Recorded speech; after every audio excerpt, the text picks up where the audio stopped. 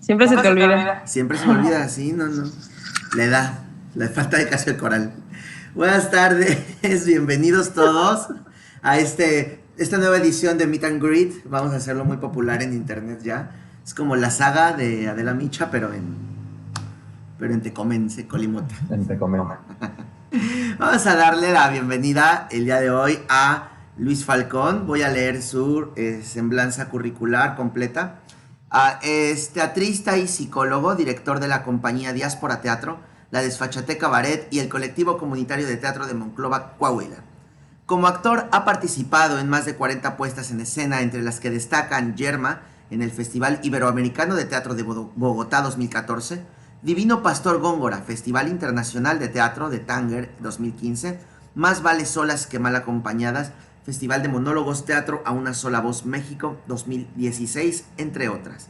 Entre sus obras más destacadas como director se encuentran Los niños no pueden hacer nada por los muertos, de José Armida, Secando charcos, de Maite Aguirre, Wit, de Margaret Edson, Constelaciones, de Dave Payne, y La hoguera, de David Paquet, y Pacamambo, de Waji Mohawat. No puedo pronunciar eso, perdóname. En el programa Nacional de Teatro Escolar 2019-2020. Fue 2 veces becario del PECDA 2012 y 2014, PACMIC 2016 y otros estímulos para la creación. Premio Estatal de la Juventud 2016, Arte y Cultura, y presea al mérito académico por la Universidad Autónoma de Coahuila. Actualmente realiza estudios de posgrado en sexología clínica en el IMSEX. Y aparte de todas estas maravillas que acabamos de escuchar, es un gran ser humano, un actor de primera, un director rudo y poderoso y un ejemplo a seguir para todas las personas que piensan que una licenciatura en artes escénicas es el único camino para la profesionalización. Maestro, bienvenido. Muchas gracias, Alejandro. Gracias a todas las que están aquí presentes y a quienes se vayan integrando en la charla. Encantado de estar aquí compartiéndoles un poquito de mi experiencia. Te explico la dinámica. Te voy a leer un pequeño cuestionario que es como a modo de incitar una conversación. Lo vamos platicando. Siéntete en la libertad de extenderte o ser lo más concreto que tú desees. No hay prisa. Y al final de la sesión, los chicos, si es que existe, te soltarán una serie de preguntas, te bombardearán, ¿va? Y así, ¿vale? Así que pues vamos a iniciar. Maestro Luis Falcón, ¿cuándo y cuál fue tu primer aproximación al teatro? Uy, bueno, pues yo creo que cuando creo que en el año de 1995, yo tengo 28 años de edad ahorita, entonces tenía quizá como 5 años, y según me cuenta mi familia, mi mamá específicamente, yo tenía como mucho deseo de entrar como a un grupo de teatro, ¿no? No sabía ya muy bien por qué, porque realmente en mi familia nunca hubo como un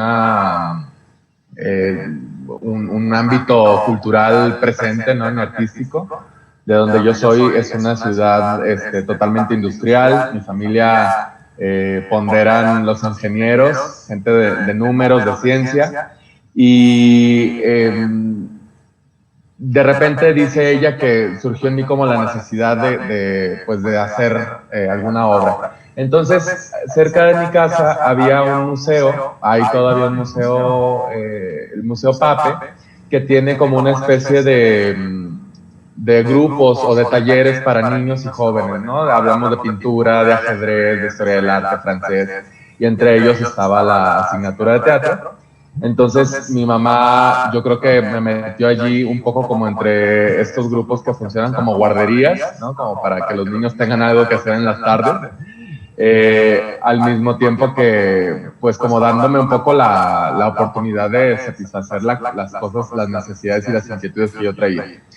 La primera obra de teatro que hice fue una pastorela, porque todos los actores tenemos en nuestro haber una pastorela de closet, ¿no? Y una pastorela y una obra de teatro musical. Y la pastorela se llama, no recuerdo la autora, sé que es una mujer, pero se llama Por un pollo y un jamón. que así, grosso modo, va de, como todas las pastorelas, tienen todos los vicios en los pastores y el enfrentamiento con los diablillos que no quieren que lleguen a Belén y tal, ¿no? Y a mí me tocaba interpretar al pastor perezoso, al de la pereza, que se llamaba Bartolo. Por ahí, quienes me conocen más de chiquito todavía me dicen Bartolo, es como un apodo que se me queda desde entonces.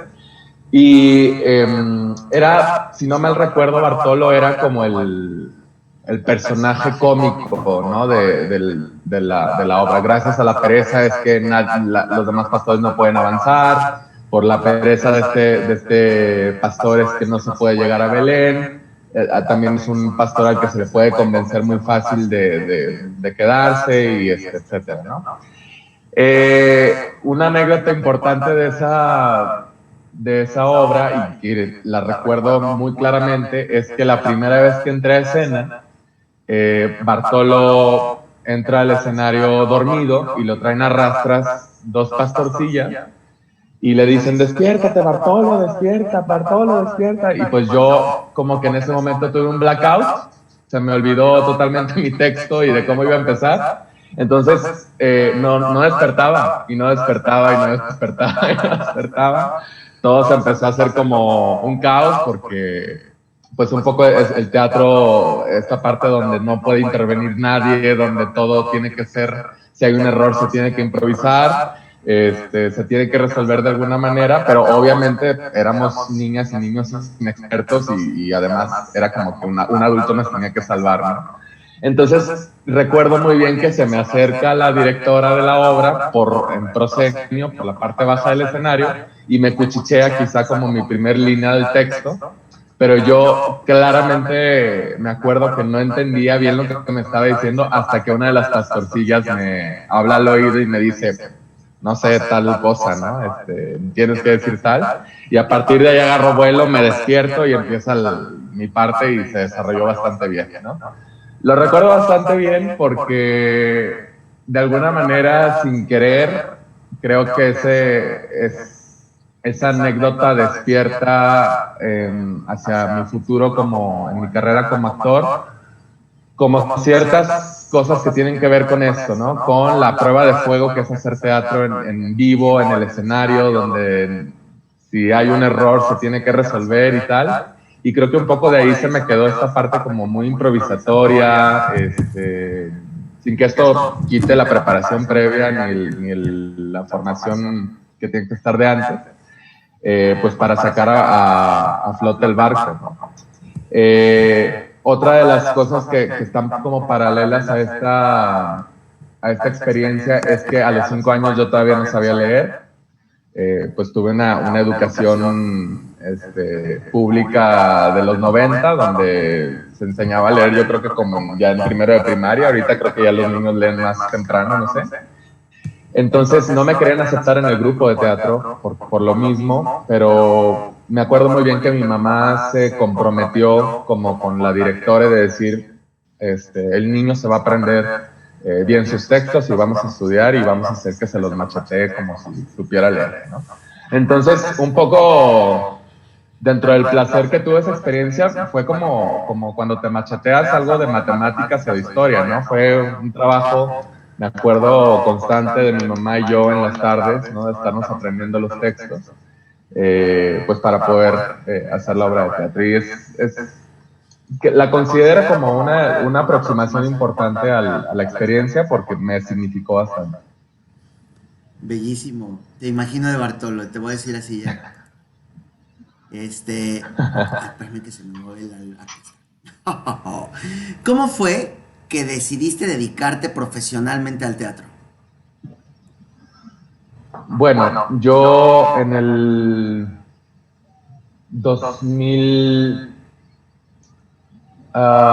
¿qué será? En el 2006, por ahí, 2005, 2006, les recuerdo, viví en Monclova, una ciudad totalmente industrial, sin ningún aspecto cultural que le diera vida.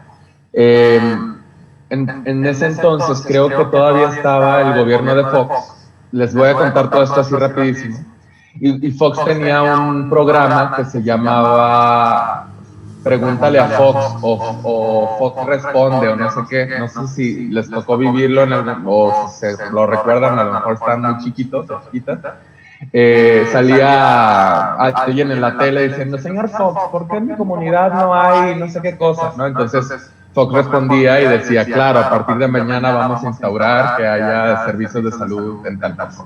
Entonces yo con esa antecedente se me ocurrió entrar en internet a la página del gobierno de la República y le preguntaba a Fox por qué no había teatro en Monclova, ¿no? Teatro refiriéndome no solamente al edificio teatral, que en efecto no había, solamente era el del Seguro Social, y tampoco formación teatral, tampoco había escuelas como a la par de esto. Entonces un poco fue como la necesidad, y pues resultó que Fox me respondió bastante tiempo después, Fox entre comillas, porque obvio las peticiones llegan como a las instancias que tienen que tomarlas, y me llega una carta a la casa por parte del gobierno de la República, mi mamá espantada, como de que, ¿por qué viene una carta de la República a tu nombre? ¿Qué rompió? ¿No? ¿Qué hizo? Ella está vendiendo drogas, algo así, ¿no? Y la carta decía que, bueno, toda esta petición bajó al gobierno del Estado y que el gobierno del Estado, entonces el gobierno de Humberto Moreira, tenía un plan, un proyecto de hacer 5 teatros importantes, teatros de alta tecnología y tal, en el Estado. De estos 5 teatros solamente se hicieron 2 y uno cayó en Monclova. Pero al mismo tiempo estaba la orden del gobierno del Estado de que en Monclova se empezara a hacer instrucción y formación teatral, ¿no? Formal, por así decirlo. Si bien no se abrió nunca una escuela de teatro como tal o un estudio, enviaron maestros hacia un museo en el que se empezó a impartir talleres de teatro para jóvenes y para niños, pero de una forma estructurada, de una forma metodológica y tal. Entonces, cuando ya pude ir a ese grupo de teatro, pues me quedé fascinado porque obvio no es como lo aprendí cuando era niño, de apréndete el texto, hazte el disfraz y párate y dilo y como salga y jiji, jaja, ¿no? Y se acabó, sino que había una especie, una serie de requisitos para poder subirte al escenario como actualmente lo sabemos y como lo hacemos, ¿no? Entonces, ese entrenamiento, yo estando tan joven, entonces yo tenía quizá unos 13, 14 años, me voló la cabeza, ¿no? Porque al mismo tiempo en esa edad, como uno está entre ser niño y ser joven, y entre sí me tomo las cosas en serio y no, yo sabía que para poder estar en ese grupo y por todo el movimiento que se hizo a partir de eso, pues tenía yo que cumplir y comprometerme con lo que me pidieron el maestro, que estamos hablando de clases muy exigentes, corporales, de voz, de presencia, trabajo interno al mismo tiempo que empezar a desarrollar montajes y puestas en escena con cierta solvencia y calidad, ¿no? Y a partir de ahí se me quedó como el hámster, ¿no? De querer profesionalizarme en ello. Por algunas u otras cosas me tuve que venir a vivir a Saltillo. Acá seguí trabajando en grupos semiprofesionales, con cierta estructura, y de aquí me salté a Monterrey, en donde se hacía teatro profesional, y después me fui a la Ciudad de México, ya con más forma, lo que es las artes escénicas, al mismo tiempo que mi carrera también profesional como psicólogo clínico, ¿no? Pero de alguna manera el impulso para profesionalizarme en esto ocurrió en mi adolescencia, cuando pude entender de qué va el teatro como una cosa artística, ya no como un pasatiempo o como una guardería en la que te ponen los papás, sino como en algo que implica una decisión y un compromiso en todos los sentidos, emocional, intelectual, físico, etcétera. All right. Bueno, cuéntanos dónde estudiaste tú tu carrera de psicología y dónde, o puedes hablarnos sobre algún curso o la preparación teatral que te ayudó como a profesionalizarte, la que te marcó muy intensamente. Uh-huh. Claro, mira, la profesión como psicólogo la empecé a estudiar en la Universidad Autónoma de Coahuila, aquí en donde vivo. pero yo tramité un intercambio de doble titulación con la Universidad Nacional Autónoma de México, con la UNAM. Entonces hice 2 años de carrera en psicología en la UAP y 2 años en la UNAM, por así decirlo, ¿no? Entonces yo tengo doble titulación como psicólogo por parte de ambas universidades. Cuando me voy a la Ciudad de México es que formalizo mi oficio como teatrista. Ya entonces ya estaba yo participando en grupos de teatro, ya había tenido clases con maestros importantes, cursos, talleres y demás, pero a nivel como escolar o a nivel escolarizado no. Entonces en la Ciudad de México tramité un acuerdo interno con la Facultad de Filosofía y Letras en la licenciatura ¿cómo se llama? De Letras y Arte Dramático, no recuerdo bien. Y entonces pude tomar clases como oyente durante los 2 años que estuve en mis 2 años de psicología. Como oyente es un decir, o sea, igual yo hacía cosas, tenía que presentar proyectos, tenía que hacer, como me puse en la parte de la dirección más que en la actuación, tenía que hacer puestas en escena, teníamos que resolver las mismas cosas que mis compañeros que estaban sí estudiando de una manera curricular, por así decirlo. No recibí calificaciones como al respecto, o calificaciones quizá internas sí, ¿no? De repente 8, de repente 7, de repente 10, me reprobaban y me cagaban igual los maestros, no me hablaban igual que a todos, pero no, digamos que no tengo como un cardex que lo sustente, ¿no?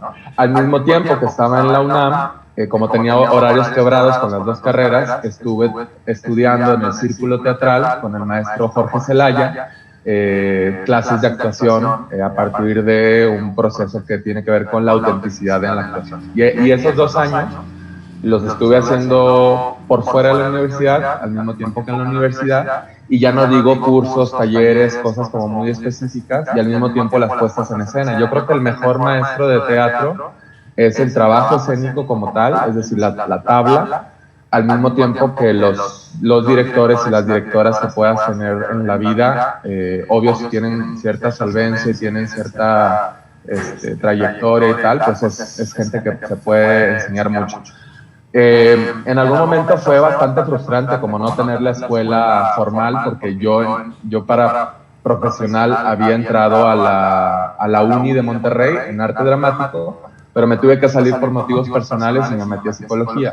Entonces como que mucho tiempo fue también el run de chin, no soy teatrero profesional, no tengo la carrera y tal, pero me empecé a dar cuenta que para empezar el título ni te lo piden, ¿no? Cuando vas a hacer una obra de teatro, en un casting lo que importa es lo que haces, por ejemplo, pero que al mismo tiempo, en efecto, la escuela da como cierta línea o panorama de investigación y de estudio, pero que no lo es todo, como en ninguna carrera, ¿no?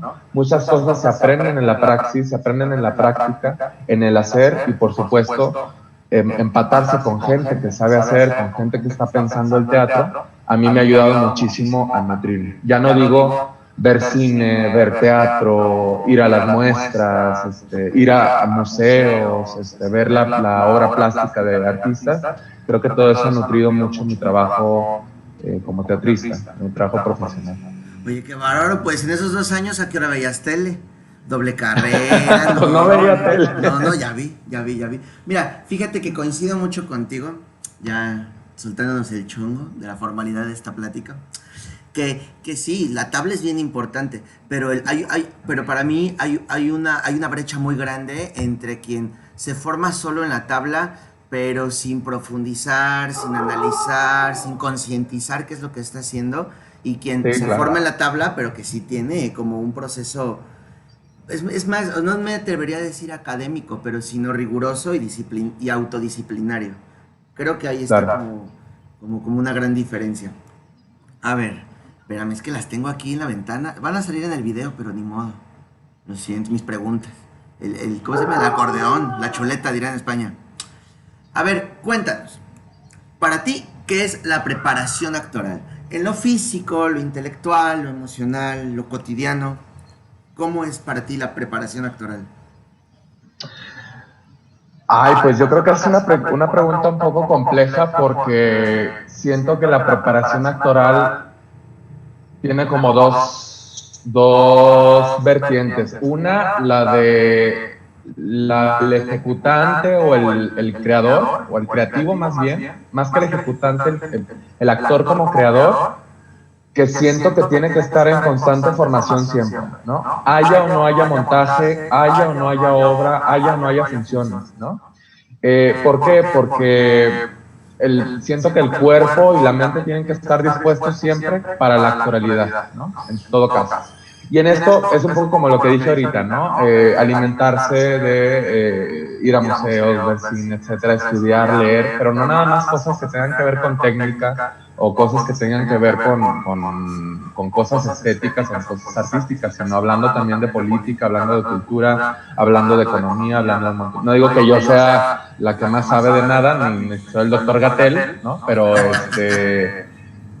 pero hay que estar como nutriéndose un poco de la vida y de la experiencia. En ese sentido, a mí me ha servido muchísimo mi profesión como psicólogo, porque el encuentro con otras personas, que además es un encuentro íntimo y un encuentro de quitar capas, creo que me ayuda a mí a poder desprejuiciarme y a poder tomar el mundo de una manera descriptiva más que valorativa, ¿no? Es decir, claro, aquí hay alguien que está viviendo algo y no me corresponde a mí ponerle un juicio de valor, ni me corresponderá a mí juzgarlo como un sacerdote, como un cura, como un médico, ¿no? O como un juez, por ejemplo. Entonces, tomar las experiencias y las vivencias de los otros, creo que es una actividad vital que los ejecutantes, actores, directores y demás tendríamos que estar haciendo siempre, conocer gente, y no nada más conocer para salir, sino andar en las vivencias de las demás personas con profundo respeto. Por otro lado, la otra vertiente sí tiene que ver con los aspectos técnicos de una puesta en escena, ¿no? Por ejemplo, yo en la compañía con mis actores diseño estructuras de trabajo a partir de lo que yo quiero conseguir en escena, ¿no? Entonces, de repente, cuando hacemos pedas o reuniones entre mis actores, que a lo mejor uno está en un montaje en otro, dicen, no, no mames, Luis nos puso 10,000 sentadillas y 8,000 abdominales y no sé qué, y los otros como que, ¿what? Como, ¿por qué? ¿No? Pero a nosotros nos pone a leer a Foucault y nos pide un ensayo de no sé qué escrito, pero ¿por qué les piden eso? Entonces, como que cada formación que yo dirijo a mis actores tiene que ver mucho en función de lo que quiero conseguir, no nada más en la estética de la puesta en escena, sino a nivel temático y a nivel poético, y eso tiene toda una metodología de trabajo en los ensayos, ¿no? Casi todos mis procesos duran aproximadamente, cuando mínimo, 8 meses, ¿no? 8 meses de trabajo que van marcando ciertas pautas de ejercicios dirigidos hacia la puesta en escena, ¿no? Entonces, pudiera decir que, por ejemplo, hablando del ejercicio físico, hablando de la preparación emocional o tal, sí, pero estimada y dedicada para las necesidades de la puesta en escena, menos en mi experiencia de trabajo con los actores, e incluso hasta para buscar un tono, para buscar una técnica específica actoral, para poder dirigir cierta cosa, les tengo que preparar previo a eso, porque, a ver, donde yo vivo, mucha gente no son actores de formación profesional, aunque tienen 30, 20, 30 años de trabajo en escena aquí en el rancho, ¿no? Pero yo tengo que tomarlos a todos, unificar criterios de trabajo para que en la puesta en escena nada de esto haga distonía, ¿no? Y que todo esté como a la par, tanto con los actores que sí tienen profesión o escuela académica, como quienes solamente tienen trayectoria, e incluso algo que a mí me encanta, que es trabajar con gente no teatral, ¿no? Con gente que digo, tú me encantas y vente, ¿no? Y te ponemos en escena, y cómo unificar las tonalidades para que toda la puesta se integre, ¿no? Todo lo que nos cuentas me lleva a dos como análisis. Bueno, uno es más como una memoria perdida. Cuando yo hice mi examen para la ENAT de admisión, entre el proceso tremendo y extraño y extravagante que es, uno me causó mucha curiosidad, que era un par de preguntas, un cuestionario muy pequeñito, donde nos preguntaba cuál fue la última obra de teatro que viste, cuál fue qué salió en las noticias en el periódico esa mañana, cositas así. Y yo, o sea, dije, bueno, lo de la obra de teatro se me hace como lógico, pero dije, lo de las noticias, como para qué, ¿no? estaba muy joven en ese entonces, no entendía muchas cosas. Y en Ujú. eso, un chico, porque nos pasaban por grupos, voltea y me dice, se acerca como muy angustiado con su papelito y me dice, oye, Cats, ¿es una obra de teatro? O sea, para saber si la podía poner o no. Y yo ahí dije, ya entendí por qué. Creo que son esas preguntas. De repente se Ajá. nos olvida que el mundo es una red sináptica tremenda, ¿no? Y que todos los conocimientos y que todas las ideas, todos los sustantivos de nuestro cosmos están unidos, ¿no? Y el teatro puede ser muy matemático, el teatro puede ser muy científico, muy Uf, preciso, sí, ¿no? totalmente. No todo es como divagar y flotar por el aire y volar por ahí. También el aterrizaje y la unión de distintas disciplinas, vaya, la inter y la multidisciplina, pues es lo que de verdad te genera plataformas tremendas, ¿no? Como este festival de ópera fabuloso que hacen en Europa con las esculturas gigantes, ópera en un lago, con esta escenografía Ujú, gigante que se mueve, Jean-Paul Marat ahí, no, qué maravilla, ujú. ¿no? Y otra cosa muy curiosa que veo, y es que sí, es algo que de repente creo que nunca te lo había comentado, esta cosa que tienes de poner en tus montajes personas que no son de teatro, pero que tienen el teatro ahí, evidentemente, y que tú buscas, siempre me ha parecido una cualidad muy, muy bella de tus montajes, porque además el resultado ahí está, ¿no? O sea, son obras que ganan premios, son obras que llegan lejos, incluso entre competencias, entre montajes de compañías, y dices, claro, o sea, ahí hay una praxis y también hay una expertise en unificar tus conocimientos como psicólogo y tu experiencia como teatrista, Como ¿no? teatrista, claro. Qué bello, qué bello. Ya ven, muchachos, se puede hacer de todo en la vida, sabiéndolo acomodar y no viendo tele dos años. Y quisiera agregar solamente que esto no es nada más porque soy psicólogo, sino que yo, pues tú conoces al Mosco, ¿no? Al maestro, es un Sí. director sasasazo de Guadalajara, que trabajó en algún momento en la industria, ¿no? Como en una parte muy ingenieril y geométrica y de cuadros, y sus puestas en escena tienen ese lenguaje, ¿no? Tienen un lenguaje muy matemático, geométrico. Él Arquitectónico. hace el uso de las formas a su favor y las puestas en escena dices, claro, por supuesto tienen todo el sentido. Tengo amigos que son directores de escena, que son médicos, tengo amigas directoras que son astrónomas, que son, es decir, un montón de cosas y de alguna manera los conocimientos se empatan y la puesta en escena se nutre. Por eso digo que la formación tiene que ser algo más allá del teatro, como algo en lo que oficios que uno tiene que estar desarrollando, cosas en las que uno se puede poner a ver la realidad de otras maneras y al final algo que yo he encontrado en el camino y que me fascina siempre que me lo topo es que todas las disciplinas, artísticas o no artísticas, científicas o no científicas, místicas y las más aterrizadas a la realidad objetiva, todas hablan de lo mismo, solamente tienen otros lenguajes, ¿no? A mí me maravilla mucho encontrar que mi discurso como psicólogo se parece mucho al discurso de una persona que está haciendo artes plásticas, ¿no? Con distintas palabras, con distintos autores, incluso con distinto sustento en su marco teórico, pero la realidad para todos, aunque más bien estamos hablando de realidades, pero todas vienen asignadas como por un lenguaje en común, como pasillos que conectan a todas estas habitaciones que son las ciencias, las artes y tal. Y estos pasillos, cuando yo me encuentro caminando en ellos, digo, claro, ¿no? Por supuesto. No quiero imaginarme cómo sería una puesta en escena donde, además de los creativos, escenógrafos y dramaturgos, además hubiera una bióloga, además hubiera la señora que hace gorditas en la esquina, ¿no? Y además, sin desestimar ningún tipo de conocimiento, creo que todo eso le puede dar mucho aporte a las artes y una utilidad superior que la propia sublimación del arte, ¿no?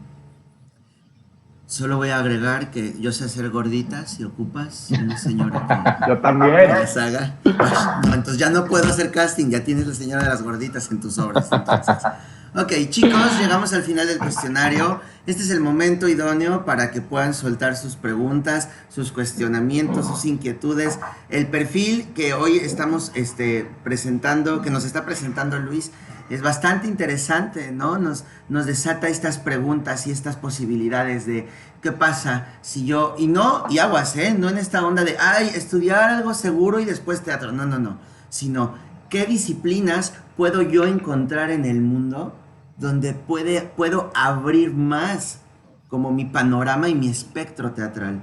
O sea, es una cosa mucho más cuestionada. Digo, ahorita mucho hacia la creación, pero a la producción, a la gestión, a la administración cultural, a incluso, o sea, ¿por qué no existe todavía un concepto firme de ingeniería teatral, no? Cuando evidentemente se ocupa, ¿no? O sea, una carrera, una ingeniería totalmente enfocada al área teatral, escénica, y que sería una maravilla, que está, ¿no? Yo leí hace un poco en un libro de escenografía de Paso de Gato, que decía, no hay una carrera o sea, está la carrera de escenografía, pero realmente los grandes escenógrafos muchas veces se han tenido que formar por fuera, ¿no? Estudiando arquitectura, estudiando diseño industrial, y de ahí empezar como a adaptar. En fin, las posibilidades son muchas, muchachos. Échenle, ¿quién empieza a preguntar? Tirititi, tirititi, tirititi, tirititi. ¿Quién dijo yo? Abra su micrófono, muchachos. Ábranlo sin pena, sin miedo. Ya deben de haber llegado con sus preguntas bien estructuradas. No le tengan miedo a Luis. Estamos un pelado grandote, pero es bien buena gente. Soy buena muchachas. Nadie, no me Nadie digan quiere eso. preguntar nada. Es que los tienes en shock. La verdad, yo creo que nos tienen en... O sea, es que respondió todo lo que le podría haber preguntado. Ya, entonces, o sea, ya. Entonces es tu culpa, hermana, ¿ya viste? Es tu Literal. culpa. Yo tengo una. ¿Cuál ha sido de las obras que has notado que más te ha marcado? ¿Por qué? Uy, pregunta sabrosa, porque ¿sí escuchan bien? Porque veo que todo el mundo se distorsionó de repente. No sé si soy yo. ¿Sí están ahí? ¿Sí? Ok, muy bien.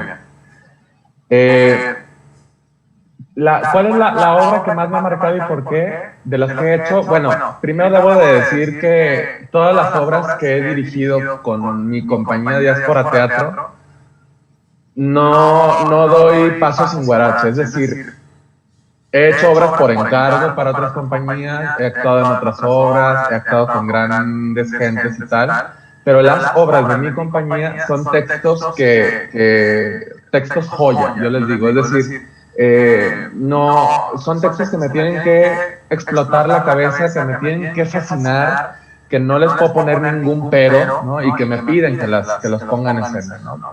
Una de estas obras, todas me encantan, soy fan de las puestas que he hecho, pero la que más me ha maravillado en cuanto a proceso, preproducción, producción y postproducción, digamos, es La Hoguera. La obra de David Paquet, que de hecho la traducción es de Héctor Castañeda, un maestro director de Colima, queridísimo amigo de nosotros, de Alejandro y mío. Héctor me mandó esta obra, si les cuento un poquito así la anécdota, me mandó esta obra, yo fui a Tecomán hace ya algunos años a asesorar un montaje de Héctor, y en una plática me dice, bueno, tú que eres psicólogo, tengo una obra que te puede encantar porque trata de las enfermedades familiares y de las perversiones y tal. Y le digo, bueno, mándamela. Claro, encantado, por supuesto que sí. Y me mandó el texto y se me quedó el texto ahí sepultado en mi correo electrónico, pues de esos de que te los mando y luego la lees, ¿no? Total que un día... yo he vivido en Saltillo como 10,000 veces, ¿no? Me voy, regreso por el trabajo y por mi vida, siempre he estado como yéndome y viniendo. Entonces, un día que regresé a Saltillo, recuerdo bastante bien, llegué a mi departamento nuevo, ¿no? Ya había yo con las maletas y todo, y me siento en la cama y digo, puta madre, ¿ahora qué chingados voy a hacer? pues, ¿a qué vine, no? Como no tengo dinero, no cómo voy a pagar este depa y la chingada, y tomé una mala decisión y no sé qué. Como que un día antes yo decía, no, sí, claro, y ya lo tenía planeado, no hubiera sencillo, pero llegué aquí y me senté en la cama y dije, no tengo nada de qué hacerme, a ver de dónde sale la cosa. Como si además, entre paréntesis, del teatro luego saliera mucha lana, ¿no? No es para que, no es para que nos desanimemos, pero pues la verdad, ¿no?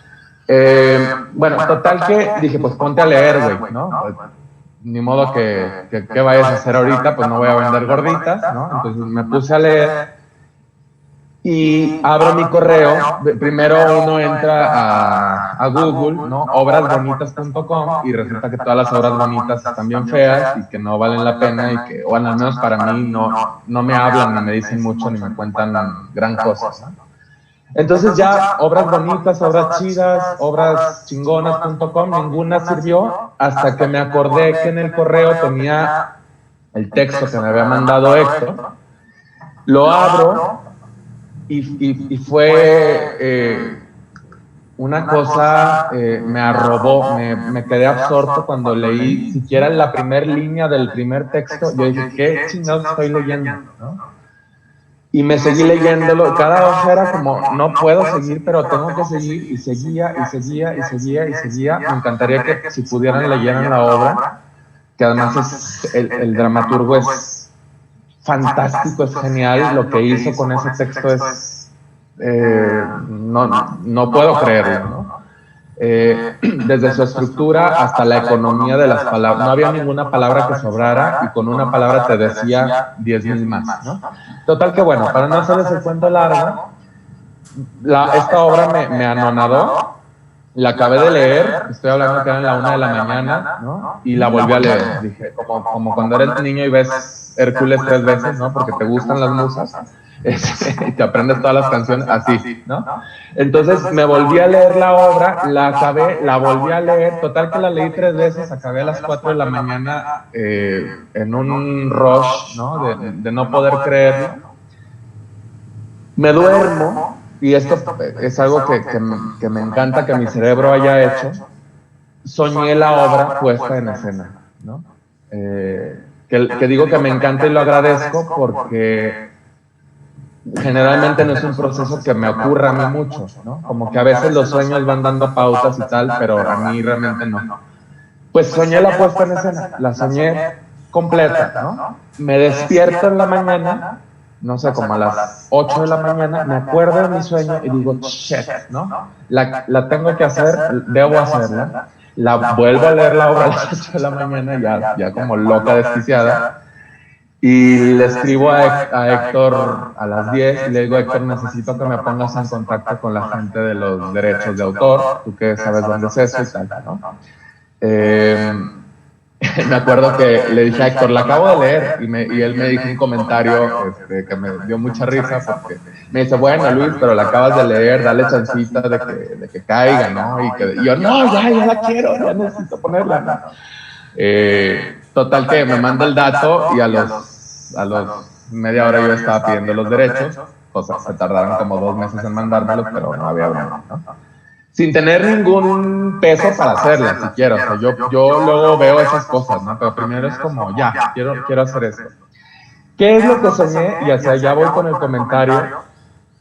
Esta obra, por eso le digo que hay que leerla, tiene como 3 escenas o 3 actos que en apariencia son, ¿cómo se dice? Como separados cada uno, ¿no? Como que son 3 historias que no tienen nada que ver entre una y otra, ¿no? Pero conforme avanza, por ejemplo, la escena 2, vas dándote cuenta que la escena 1 tiene que ver con la 2, ¿no? Y dices, claro, ya entendí, ¿no? Y luego empieza la escena 3 y no la entiendes y no sabes ni para dónde va y tal. Y entonces en la escena 3 se revela algo de la 2 y dices, por supuesto, ya, entonces esta es la hija y esta es la abuelita y esta es no sé quién, ¿no? Pero la obra tiene un twist al final, tiene un giro de tuerca que hace que la escena 3 tenga que ver con la 1. Eso es lo impresionante de este texto, que a nivel realista no pudiera suceder así, pero a nivel de cómo fue escrito, el texto es un texto circular o un texto en espiral. Entonces, la que es la hija es la mamá, pero es la abuela. Y las que son los hijos son los papás, pero son los bisnietos. Y los que son los... ¿Me explico? El texto como tal está escrito acto 1, acto 2, acto 3, se acabó, ¿no? Y de hecho creo que así lo montó Héctor Castañeda, ¿no? Como las tres obras, las tres escenas en secuencia. Cuando yo la soñé, vi los 3 actos ocurriendo al mismo tiempo, ¿no? Porque realmente están ocurriendo, pueden ocurrir siempre al mismo tiempo, y el acto 3 puede ser el acto 1, y el acto 1 puede ser el 2, y viceversa. A lo mejor está un poco complicado contarlo así, pero si la leen me van a entender. Total que esta obra puse los 3 actos en escena al mismo tiempo, es decir, los actores de la escena 1, los actores de la escena 2 y la actriz de la escena 3 estaban al mismo tiempo frente al público diciendo todo su texto al mismo tiempo. Entonces tú primero entras y escuchas puro ruido ahí, no entiendes ni de qué va ni cómo va la cosa, ¿no? Pero lo que yo soñé fue que esta obra iba a estar dividida, ¿no? Si me ven así, es como una especie de cruz en la que el público de adelante va a ver solamente el acto 1, el público de lado va a ver el acto 2 y el público de este lado va a ver el acto 3, aunque puede escuchar los demás y tal, pero la escenografía me iba a ayudar a separar cada acto, por así decirlo, ¿no? Entonces, de entrada era súper confuso ver esta obra, ¿no? Porque yo venía a ver a aquella actriz, pero me tocó estar sentado aquí, chin, ya me la perdí, entonces, pero quiero verlo de allá, pero tengo que escucharlo de acá, pero no estoy entendiendo nada, ¿no? Y la magia de esta puesta en escena, si se le puede llamar magia, es que los actores terminan al mismo tiempo, cosa que nos costó hacer matemáticas con escuadra y con ecuación. Terminan al mismo tiempo los 3 actos y giran, ¿no? Entonces, el acto 1 que estaba aquí pasa acá, el acto 2 pasa acá, y el acto 3 que estaba acá pasa acá, y se vuelve a cantar cada escena ahora el nuevo público. Se cuenta todo, cada escena duraba 47 minutos, ¿no? Todas terminan al mismo tiempo y vuelven a girar, ¿no? Pum. Entonces, el acto 3 pasa para acá, el acto 2 acá y el acto 1 acá, ¿no? De manera que el público podía escuchar toda la obra de teatro, saber de qué va todo el cuento, pero en diferente temporalidad, ¿no? En diferente tiempo. Entonces, lo que para aquí es presente, allá es pasado y allá es futuro. Pero quien está viendo lo de allá es presente, mientras lo de allá es pasado y es futuro, y viceversa, ¿no? Porque la obra tiene ese truco del autor para dar esa sensación. La obra no está planteada, ni el autor sugiere que se monte de ninguna manera. De hecho, creo que es súper generoso porque no tiene en ningún momento ni siquiera una acotación de el personaje está triste, ¿no? Lo que me encantó de este proceso es no nada más la llegada a la construcción de los personajes, sino después el ensamble de este monstruo, de esta hoguera, ¿no? Poder cronometrar la obra y darles a los autores las pautas necesarias para que puedan sincronizarse. Si me adelanto, cómo me regreso, si ya voy tarde, cómo me apresuro, y cómo poderlo resolver sin que se vea, ¿no? Creo que es de las experiencias más exhaustas que he tenido, al mismo tiempo que más riesgosas en escena, y que le dan a la puesta, a la obra de teatro, todo el plus que necesitaba para contarse esa historia, ¿no? Y no es mentira que lo hicimos con reglita, ¿no? Entonces, si les cuento un poquito el truco, ¿no? Dentro de la medición, lo que estuvimos haciendo cada 5 minutos, ¿no? Ustedes tienen que estar escuchando esto, ¿no? Entonces, lo que hicimos fue montar las escenas por separado, trabajarlas 3 meses, cada uno por separado, ¿no? De tal manera que las pudimos cronometrar y decir, a los 5 minutos tú siempre tienes que estar diciendo eso. Por mucho que un día te pegue tal escena y que un día digas, claro, mi personaje, entonces voy a llorar más, a los 5 minutos vas a estar diciendo eso, ¿no? Cuando pudimos ensamblar la obra, nos repartimos esas escaleras. Entonces, a los 5 minutos, actor del acto 1, tienes que estar escuchando la canción del acto 2 y el grito del acto 3, ¿no? Y así nos fuimos cada 5 minutos, pero además de eso, pusimos un montón de trampillas que en las orquestas se llaman pies de ensayo, que cuando un músico se pierde, siempre hay como un pie para regresar. Entonces poníamos, no sé, que tiramos una caja al piso muy fuerte, entonces cuando se escucha la caja, puta, ya voy tarde, ¿no? Entonces me adelanto, ¿no? Pero luego por allá el personaje tiene un orgasmo y grita así, puta, ya me adelanté, entonces empieza a bajar mi ritmo, ¿no? O cuando las actrices de ella cantan una canción de cuna, es porque ya se va a acabar, entonces van regulando su energía y su ritmo, ¿no? De manera que podíamos llegar todas y todos juntos, ¿no? Por supuesto, había veces que se les perdía un poquito el hilo, pero al final se recuperaba, y llegó un momento en que la estuvimos pasando tanto que la obra ya empezó a cobrar vida propia y ya no necesitábamos estar pensando en los picos ni nada, sino se volvía como una cosa autónoma. De hecho, cuando los actores y las actrices, cuando grabamos la obra para los festivales, pues la grabamos sin todo el ruido, quisimos grabar escena por escena. Se sentía bien raro ver una escena sin todo lo que ya era una ecología sonora o una escenografía sonora, ¿no? Se sentía como que faltaba algo, ¿no? Todas estas cosas que hacían mucho sentido. Y hubo un montón de hallazgos alrededor de eso que le dio una potencia a los actores para vivirse cada uno en escena. Muy impresionante. A lo mejor me explayé mucho con esto, pero les hablo desde un lugar muy amoroso a este montaje porque, híjole, nos costó un huevo y la mitad del otro, ¿no? Al mismo tiempo, creo que la magia del teatro se hace con la ciencia, ¿no? Con esta ingeniería, con esta formación metódica, con tomarse en serio las cosas, para que lo que el público ve o el espectador lo reciba como si no estuviera viendo los mecanismos que lo están articulando, y eso es maravillosísimo, ¿no? Como nos pasa cuando vamos a ver algo, ¿no? Que no te cuestionas por qué entra una luz, por qué pasa tal cosa, sino solamente recibes la experiencia. Sin lugar a dudas, todo esto que nos cuentas, al menos a mí, digo, más allá de mi rol de docente el día de hoy, sino como de un simple amante del teatro, un simple consumidor de teatro, y deja todo lo hacedor, el observador. No la vi, pero de lo que me cuentas, envidio a todos los que la vieron y deseo que muy pronto la remontes y la traigas para acá o ir a verla, porque sí, claro.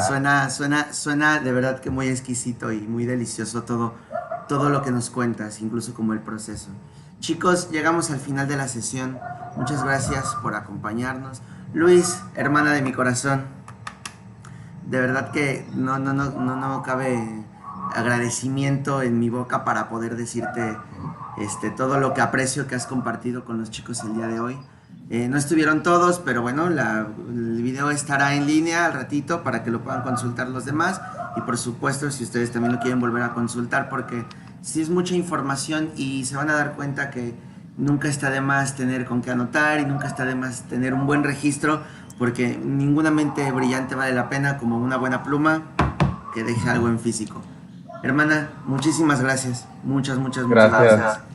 ¿Ya no puedo hacer más dudas? Pues adelante. Sí, encantado. Ok, rápido.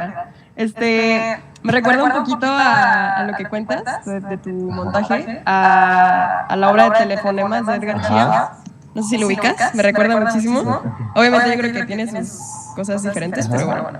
Mi pregunta va en sentido de si alguna vez has recibido una crítica de alguien y cómo la has tomado en cuenta para modificarla, o si no la has modificado en algún montaje o en algún próspero proyecto que tienes en cuenta o algo así. O sea, ¿cómo tomas tú la pauta para decir, bueno, esta es como una opinión, o simplemente tomas como... ¿Qué tomas, pues? Claro, y esto me parece como súper saludable, ¿no? Como creo que es una pregunta necesaria y te lo agradezco. Fíjate que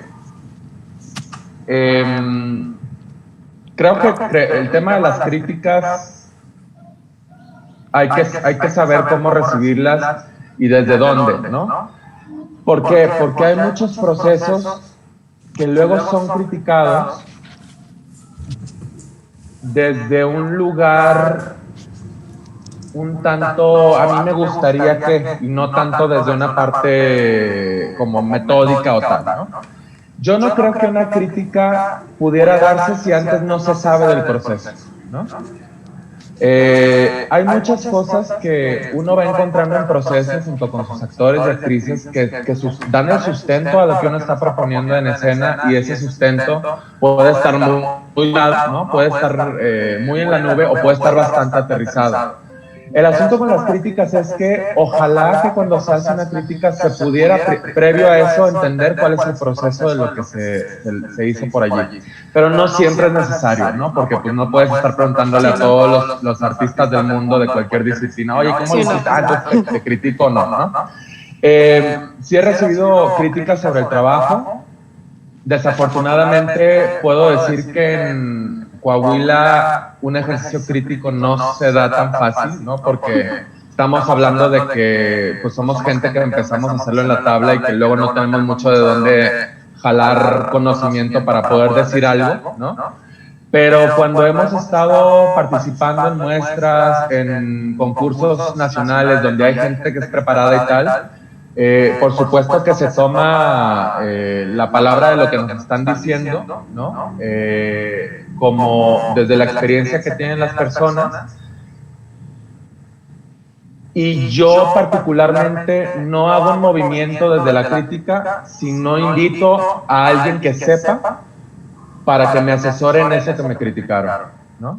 Porque me pueden decir, oye, es que el manejo de clown que hiciste en tu puesta, ¿no? El arte del payaso, pues, como yo no soy experta en eso, pues aunque yo quiera corregirlo o siquiera que yo me atreva a rebatir la crítica, no lo puedo hacer, porque no conozco, pero tampoco me lo puedo decir, ay, no, guácala, no me gusta esto que me dijiste. Sí, no. Al contrario, yo tendría la responsabilidad ética de buscar a un creador que tenga ese nivel de expertise o que tenga ese conocimiento para que revise mi montaje y entonces le pueda meter mano, ¿no?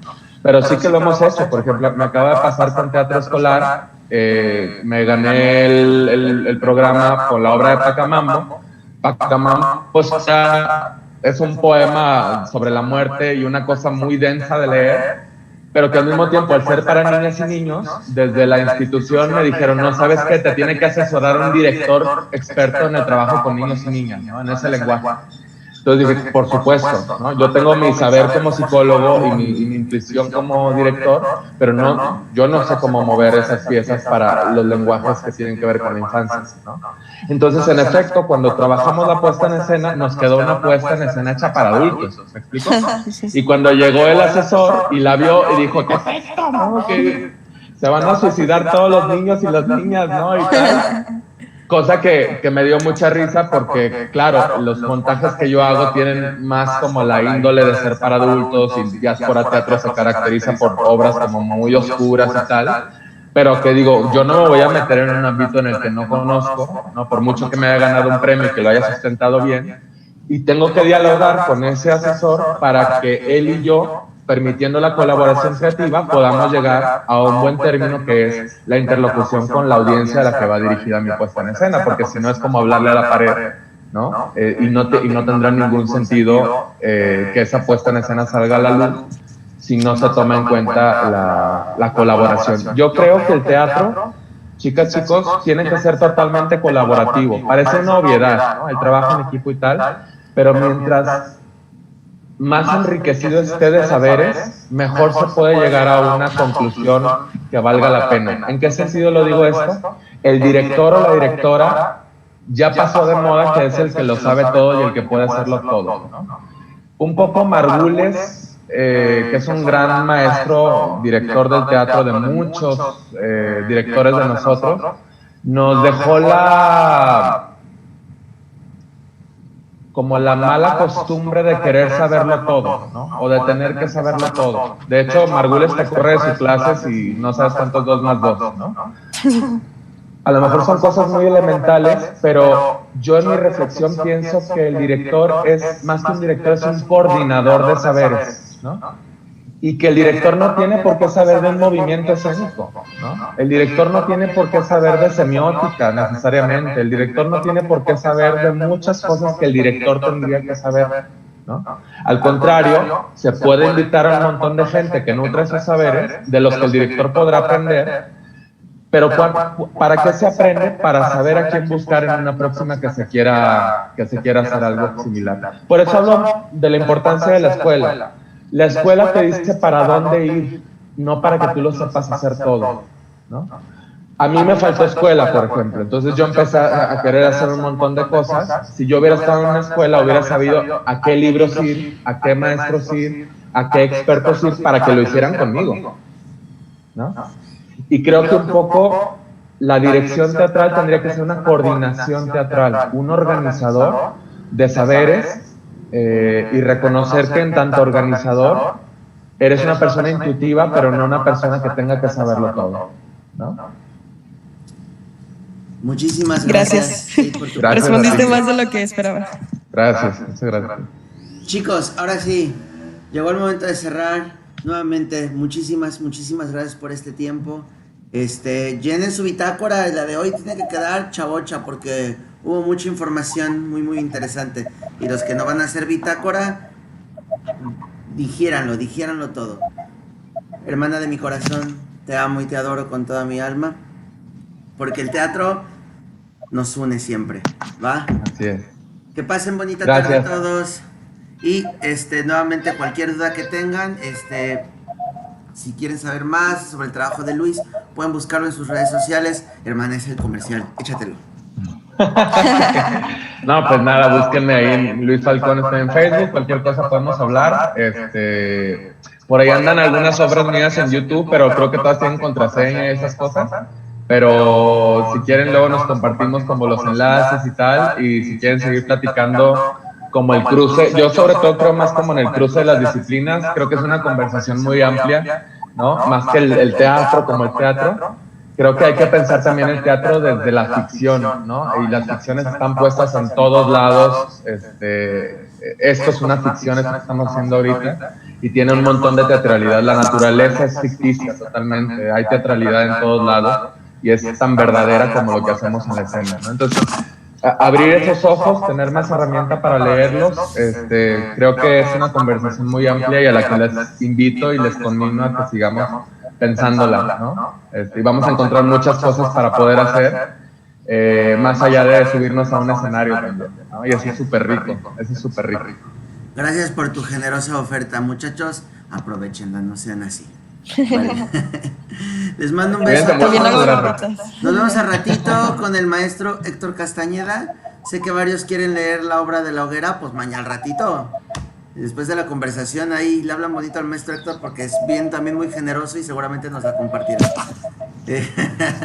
Cuídense mucho todos. Nos vemos a ratín. Bye, chicas, gracias. Chao. Chao, bye.